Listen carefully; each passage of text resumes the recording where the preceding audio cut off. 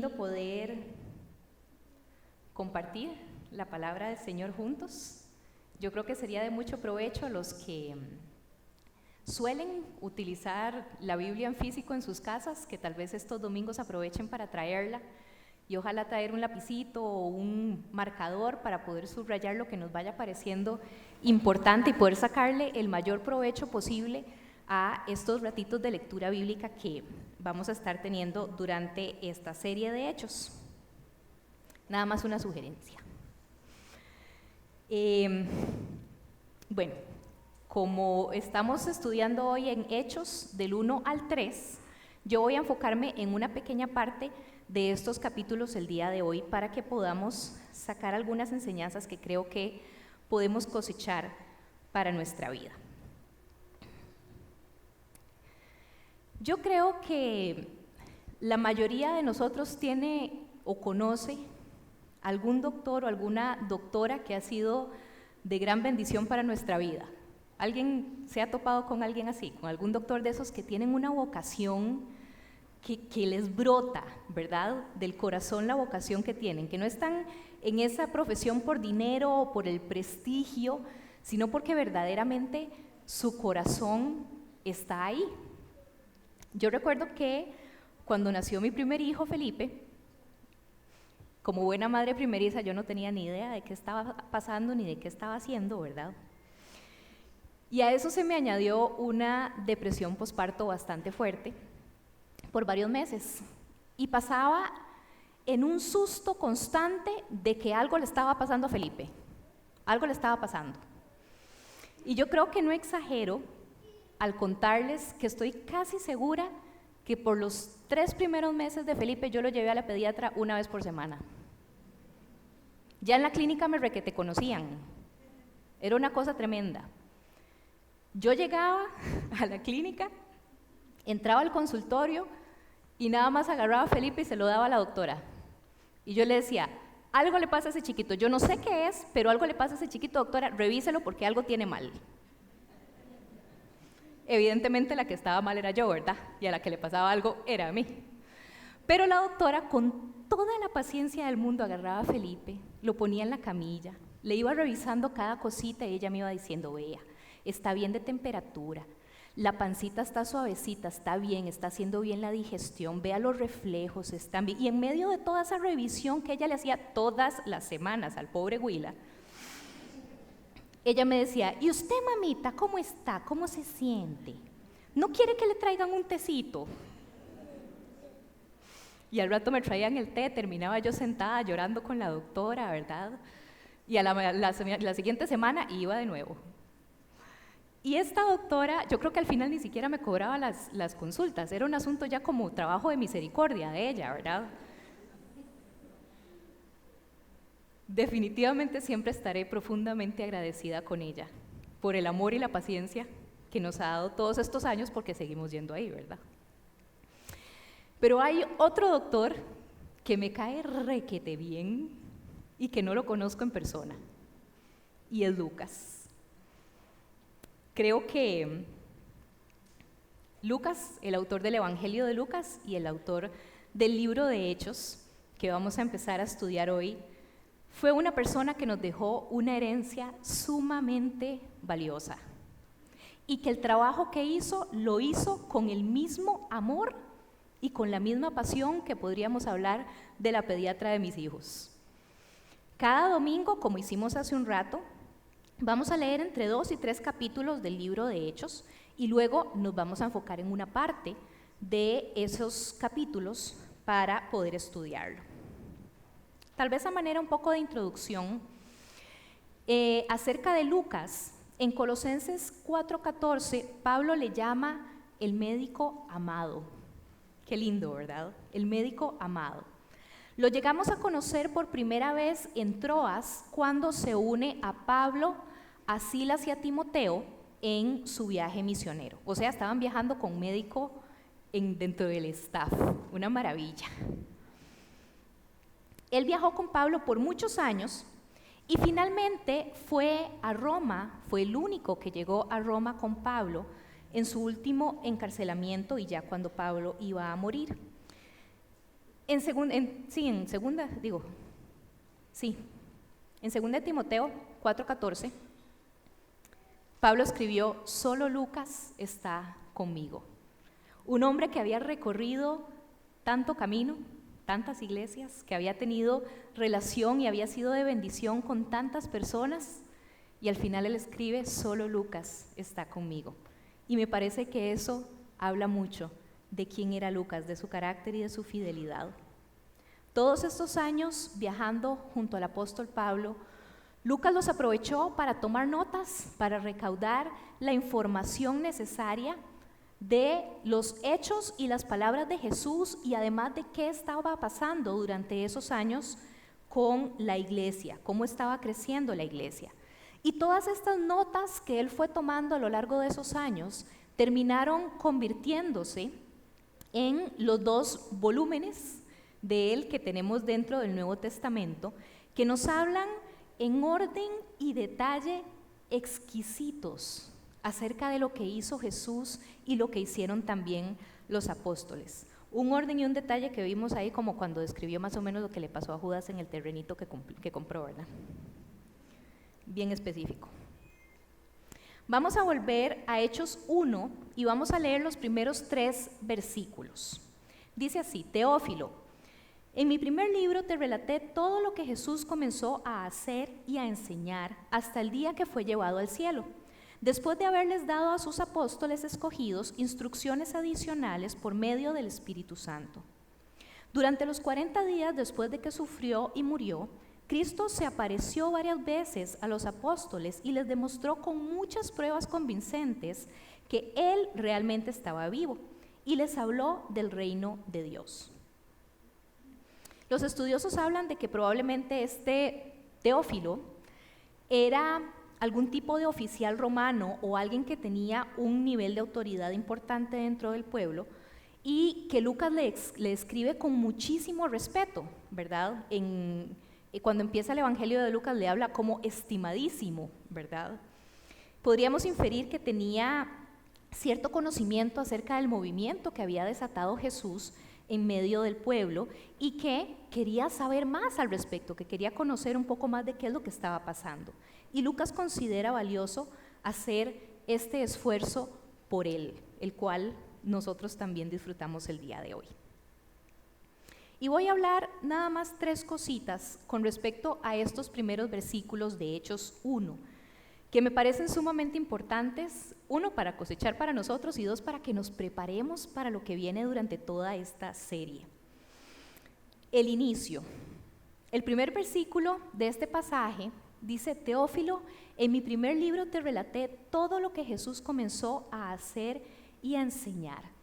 Y me parece que hay ahí una pequeña palabra que podría pasar desapercibida, pero que es sumamente importante, que es clave para que entendamos la importancia del libro de los Hechos dentro de la Biblia, y es: comenzó. El Evangelio de Lucas termina con la narración de la ascensión de Jesús al cielo, y aquí Lucas nos dice que todo ese relato del Evangelio que él ya había escrito es el comienzo de la enseñanza y el ministerio de Jesús. El comienzo. Todos diríamos: no, es que aquí ya terminó, Jesús terminó su tarea, se fue al cielo y ya hizo lo que tenía que hacer. Pero aquí Lucas nos dice que no, que eso es el comienzo. Y de ninguna manera quisiera yo minimizar lo definitivo de las acciones del ministerio terrenal de Jesús, para nada. Su sacrificio en la cruz, su resurrección, son definitivas para nuestra salvación, para el perdón de nuestros pecados, para nuestra eternidad. Su acto salvífico es único y es definitivo. Pero me encanta esta perspectiva de Lucas al decir que eso fue el inicio. El asunto no terminó ahí. Las cosas siguen pasando. El ministerio de Jesús, ese ministerio compasivo, apasionado, paciente, ese ministerio sobrenatural, comienza en el libro de Hechos a reproducirse por medio de los apóstoles y por medio de cada una de las personas que empezaban a tener esta fe, y comienza a impregnar por medio del Espíritu Santo la vida de cada ser humano que se encontraba con esta fe y con este poder. El libro de Hechos no nos cuenta solo los hechos o actos de los apóstoles, sino que también nos cuenta cómo ese Jesús, ese Cristo resucitado y entronado, impulsa el reino de los cielos aquí en la tierra desde donde está. El apóstol Pablo ilustra de una manera maravillosa esto, y lo vamos a poder ir viendo a lo largo del libro de Hechos conforme lo vayamos leyendo y estudiando. Pero quería referirme a Romanos 15, los versos 18 y 19, donde el apóstol Pablo dice: sin embargo, no me atrevo a jactarme de nada, salvo de lo que Cristo ha hecho por medio de mí al llevar a los gentiles a Dios a través de mi mensaje y de la manera en que he trabajado entre ellos. Los gentiles se convirtieron por el poder de las señales milagrosas y maravillosas y por el poder del Espíritu de Dios. De esta manera presenté con toda plenitud la buena noticia de Cristo, desde Jerusalén hasta llegar a la región de Ilírico. Pablo mismo nos expresa que es Jesús el que está impulsando todo esto que está ocurriendo en el ministerio, no solo de Pablo, sino de los apóstoles y de todos los demás que se unieron a esta revolución espiritual que estaba viviendo el mundo. Entonces me encanta que comencemos a ver que esto es una continuación, no es un punto y aparte, es una continuación de lo que Jesús ya estaba haciendo y que nosotros conocemos desde los evangelios. Quisiera ahora que vayamos a los versos 2 y 3 de Hechos 1. Dicen así: hasta el día que fue llevado al cielo, después de haberles dado a los apóstoles escogidos instrucciones adicionales por medio del Espíritu Santo, durante los 40 días después de que sufrió y murió, Cristo se apareció varias veces a los apóstoles y les demostró con muchas pruebas convincentes que Él realmente estaba vivo y les habló del reino de Dios. Tal vez a veces podemos nosotros preguntarnos qué es lo que Jesús les entregó a esas personas que Él envió para compartir como sus testigos el poder del Evangelio y el trabajo de su reino. ¿O qué es lo que nosotros mismos necesitamos para poder unirnos a ese trabajo del reino de los cielos todavía aquí en la tierra? Y estos dos versículos mencionan tres cosas que Jesús les dio a ellos y que nos da a nosotros también. En primer lugar, una instrucción. El verso 2 dice que les dio instrucciones por medio del Espíritu Santo. Y esta imagen me parece muy especial. Si bien es cierto, a estas alturas ya Jesús les había entregado a los apóstoles lo que nosotros conocemos como la Gran Comisión, ellos además comienzan a recibir instrucciones adicionales. Él estaba intentando ser bastante específico en lo que se esperaba de ellos, ¿verdad? Y también lo es con nosotros, gracias a Dios. Pero lo hace por medio del Espíritu Santo. No son solo palabras, no eran solo indicaciones, no eran solo una lista de pendientes que les estaba dejando para que hicieran. Cuando nosotros nos dicen algo que viene con poder del Espíritu Santo, cierto o no que se siente diferente a cuando nos dicen algo que no tiene nada que ver con el Espíritu Santo. Lo que viene con el poder del Espíritu Santo retumba hasta lo más profundo de nuestro ser y de nuestro corazón y queda grabado en nosotros de una manera sobrenatural.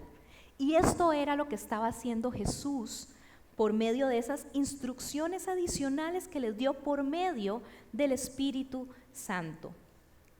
Juan 20 y 21 dice, Juan 20, 21 y 22 dice: una vez más les dijo, la paz sean con ustedes, como el Padre me envió a mí, así yo los envío a ustedes. Entonces sopló sobre ellos y les dijo: reciban al Espíritu Santo.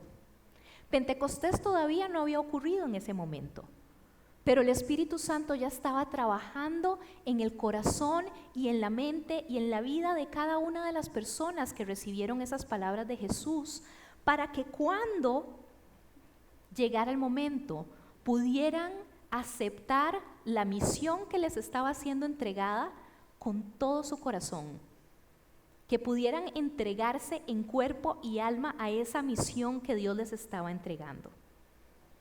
En segundo lugar, convencimiento de que Jesús está vivo. El verso 3 dice que les demostró de muchas maneras, con pruebas convincentes, que Él realmente estaba vivo. Y es que yo creo que es difícil ser instrumentos de un Dios vivo si no estamos seguros de que ese Dios está vivo, ¿verdad? Ellos necesitaban tener esa seguridad, esa pasión de decir, claro, es que Él venció a la muerte. Él ahora es el Rey por los siglos de los siglos. Venció a la muerte no tiene poder sobre Él. Y ellos llegan a este punto y comienzan a recibir estas señales de Jesús para poder estar seguros de que Él verdaderamente había vencido a la muerte. Si no, muy probablemente ellos hubieran regresado a ser pescadores de peces. No hubieran seguido siendo pescadores de hombres. En tercer lugar, conocimiento del reino de Dios. En el verso 3, una vez más, nos dice que Jesús durante esos 40 días, después de la resurrección, les habla acerca del reino de Dios. Y es que durante los años de ministerio terrenal de Jesús, a veces a los apóstoles como que les costó entender algunas cosillas, ¿verdad? Y no los vamos a criticar porque nosotros somos exactamente iguales. Ellos necesitaban comprender las implicaciones que tenían la muerte y la resurrección de Cristo. Y qué implicaba que ese reino se había acercado, ya estaba y estaba por venir. Ellos necesitaban comprender por qué la liberación que Jesús trajo no era la que el pueblo de Israel se había creído o había supuesto durante siglos. Necesitaban comprender la realidad del reino de Dios, porque tenían que anunciarlo y explicarlo claramente. 40 días de eso, yo les cuento que es un curso intensivo. Así que es de admirar que los apóstoles lo lograran. Uno de los valores que tenemos como iglesia y como movimiento de la viña a nivel global es vivir el reino de Dios, ¿cierto? Pero ¿qué significa vivir el reino de Dios? Significa que nosotros comprendamos que el poder de Dios como Rey no se circunscribe a un terreno o a una época, sino que es eterno, que tiene poder sobre todo lo natural y sobre todo lo sobrenatural. Para nosotros vivir en el reino de Dios necesitamos someternos a la autoridad del Señor, de Jesús como nuestro Rey, y es vivir abiertos a la sobrenaturalidad del poder de Dios en el ya de nosotros, en nuestra vida cotidiana, aquí en el presente. Así como Jesús y los apóstoles hicieron esas señales y maravillas que traían el poder del reino de Dios al aquí y a la hora de estas personas, así nosotros también podemos vivirlo en el hoy con el poder del Espíritu Santo igualmente. En tercer lugar, para ir aterrizando, vamos a brincar hasta el verso 8 de Hechos 1, que dice: pero recibirán poder cuando el Espíritu Santo descienda sobre ustedes, y serán mis testigos, y le hablarán a la gente acerca de mí en todas partes, en Jerusalén, por toda Judea, en Samaria y hasta los lugares más lejanos de la tierra.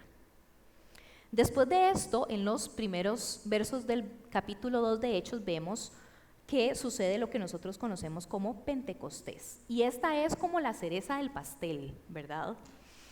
Así es como nosotros, o como ellos en su momento, recibieron dirección y recibieron poder al mismo tiempo para poder hacer caso a esa misión. En nuestro ser necesitamos dar espacio a que el Espíritu Santo sea el que selle la misión para cual Dios nos llamó, a la cual nosotros hemos sido llamados. Y el hecho de que nosotros nos abramos a vivir el poder del reino de Dios en nuestra vida hace que el Espíritu Santo pueda cambiar por completo las cosas. Es muy diferente cuando usted y yo compartimos nuestra fe y vivimos nuestra fe, respaldados y acompañados del poder del Espíritu Santo, a cuando intentamos hacerlo en nuestras propias fuerzas. Y eso nos pasa constantemente. Y el ejemplo que a mí se me ocurría es cuando, como si quisiéramos nosotros poner una olla con agua a hervir, con un encendedor abajo. ¿Eso somos nosotros en nuestras fuerzas? O si nosotros ponemos esa olla sobre una fogata. ¿Qué tan diferentes son las cosas, verdad? Con el Espíritu Santo las cosas van a caminar totalmente diferentes. Y el Señor quiere hacernos siervos suyos, empoderados por su Espíritu Santo. A lo largo del libro de Hechos vamos a poder ver cosas loquísimas pasar. Los que han tenido la experiencia de ya leer ese libro anteriormente lo saben. Milagros, señales, conversaciones impresionantes, conspiraciones, escapes, juicios. Es un libro totalmente emocionante. Y yo quisiera que hoy nos llevemos en nuestro corazón esa misma expectativa.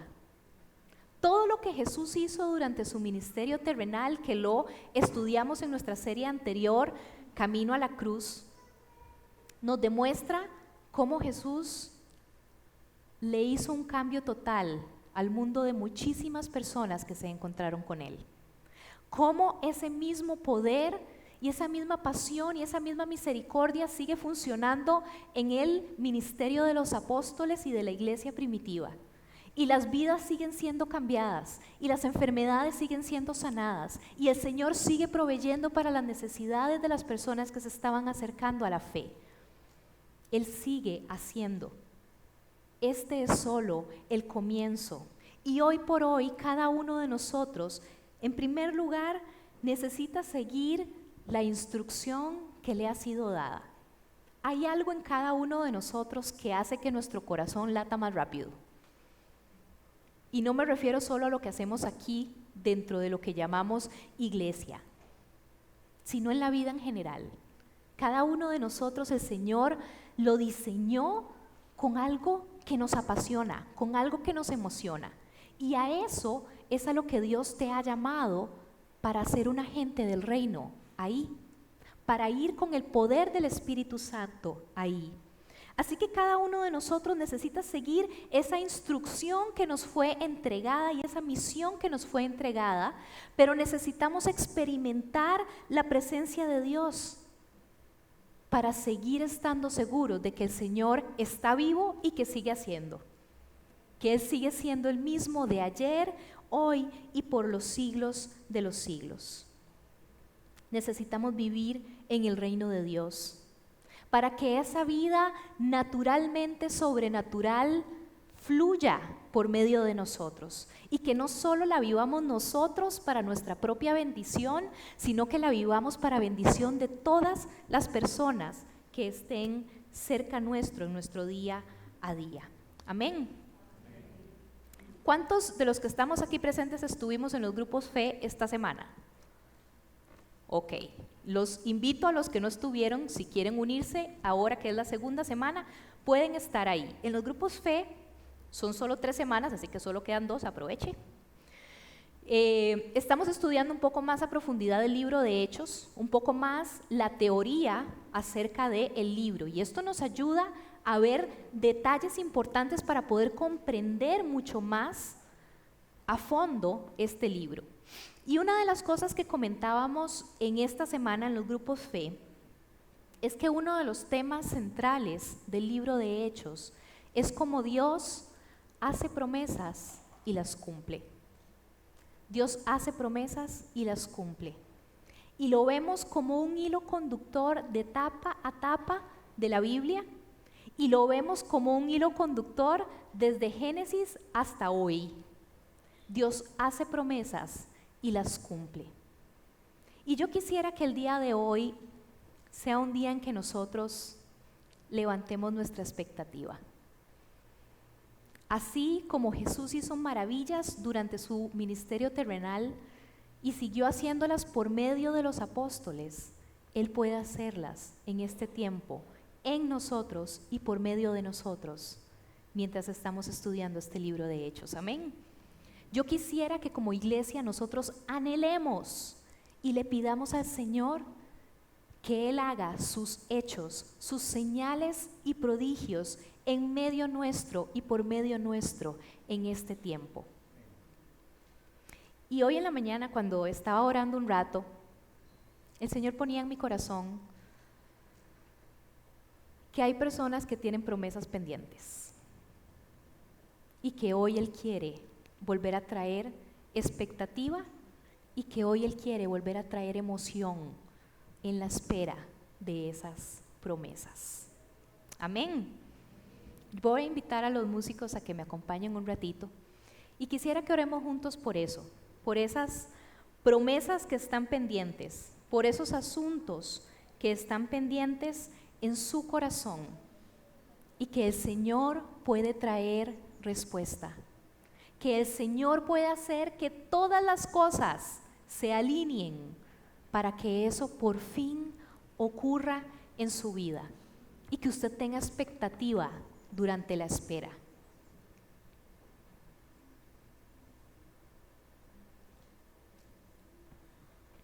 Hay una palabra que el Señor puso en el corazón de uno de nuestros hermanos aquí durante la adoración y dice así: si la sangre redentora de Cristo los ha lavado de todo pecado, que es lo que celebrábamos la semana pasada, y Dios ya no se acuerda de eso, ¿por qué ustedes no entienden y siguen atados por falta de perdonarse a ustedes mismos? Muchísimas veces somos nosotros mismos los que nos hacemos la zancadilla. Y Dios tiene grandes planes para cada uno de nosotros. Y yo quiero orar por estas dos cosas.